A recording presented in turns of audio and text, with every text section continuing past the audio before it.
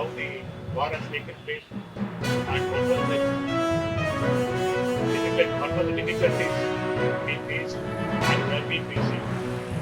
And this is the day I firmly believe that we should respect the soldiers who sacrificed their lives for our beloved country.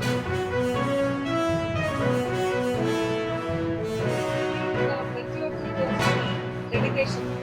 ಯಾರೋ ಸೈನಿಕರು ಯುದ್ಧ ಮಾಡಿದ್ರು, ಅವ್ರು freedom ಕೊಟ್ಟರು, ನಮ್ಮ ಜವಾಬ್ದಾರಿ ಮುಗಿತು ಅಂತಲ್ಲ. ಈ ಫ್ರೀಡಮ್ ನ ಪ್ರೊಟೆಕ್ಷನ್ ಮಾಡಿ ಪ್ರತಿದಿನ ವರ್ಕ್ ಮಾಡ್ತಾ ಇರೋದು ನಾವೇ, ಸಾಮಾಜಿಕ ಜನರು. ನಾವು ಅದಕ್ಕೆ ಯಾವಾಗ ಹೇಗೆ ಇಂಪಾರ್ಟೆನ್ಸ್ ಕೊಡ್ತೀವಿ ಅಂದ್ರೆ ಮಾಡಿರೋದನ್ನ ಉಳ್ಕೊಂಡು. ಸೊ ಇದರಲ್ಲಿ ಏನಿರುತ್ತೆ, ನಮ್ಮ ದೇಶಭಕ್ತಿಯನ್ನು ನಾವು ಹೇಗೆ ಹೆಚ್ಚು ಮಾಡ್ಕೋಬೇಕು ಅನ್ನೋ ಒಂದು ಪ್ರಯತ್ನವೇ ನಮ್ಮ ಸೇವೆ.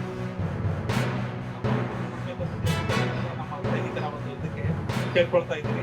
ಯಾಕಂದ್ರೆ ಈಗಿನಾಗಿ 1971 ಡಿಸೆಂಬರ್ 16 ಇಡೀ ವಿಶ್ವಕ್ಕೆ ಮರೆಯಲಾರದಂತ ದಿನ.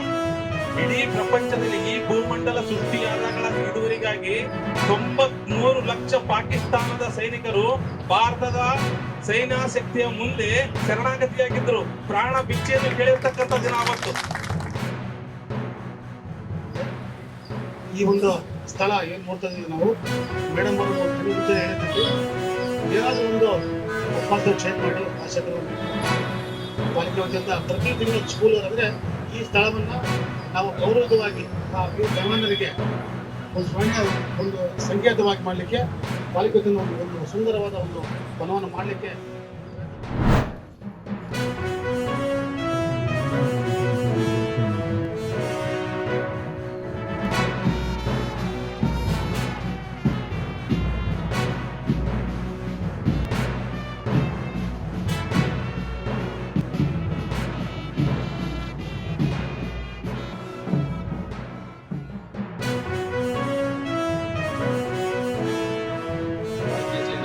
ಕೊಡ್ತಾರೆ.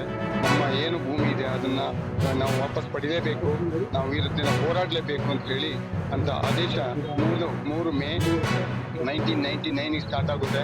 ಹಾಗೆಯೇ ಇದು ಫಿನಿಶ್ ಆಗಬೇಕಾದ್ರೆ 26 ಜುಲೈ 1999 ಮುಗಿಯುತ್ತೆ. ಹಾಗೆಯೇ ಇದರಲ್ಲಿ 527 ಯೋಧರು ತಮ್ಮ ಪ್ರಾಣವನ್ನು ಕಳ್ಕೊಳ್ತಾರೆ. ಅದರಲ್ಲಿ ಕಾರ್ಗಿಲ್ ಹೀರೋ ಅನ್ಸ್ಕೊಂಡ ವಿಕ್ರಮ್ ಬಟ್ರನ್ನು ಕೂಡ ಒಬ್ರು ರೀತಿ ಅವ್ರಿಗೆ ಉತ್ತರ ಕೊಟ್ಟು ಬರೀ ಎಷ್ಟು ದಿವಸ ಸರ್, 1.5 ತಿಂಗಳೊಳಗಡೆ ಪಾಕಿಸ್ತಾನ ಕೈ ಎತ್ತ ರೀತಿಯಾಗಿ ನಾವು ಉತ್ತರ ಕೊಟ್ಟಿದ್ದೀವಿ. ಈ ಕಾರ್ಗಿಲ್ ವಿಜಯ ದಿವಸವನ್ನು ಎಲ್ಲ ವಿದ್ಯಾರ್ಥಿಗಳು ಸಹಿತ ಇದರಲ್ಲಿ ಭಾಗವಹಿಸಿ ಇದನ್ನ ನೋಡ್ಬೇಕು. ಇದನ್ನ ಅವರಲ್ಲೂ ಆ ಕೆಚ್ಚದೆಯ ಒಂದು ದೇಶಭಕ್ತಿ ಬರಬೇಕು.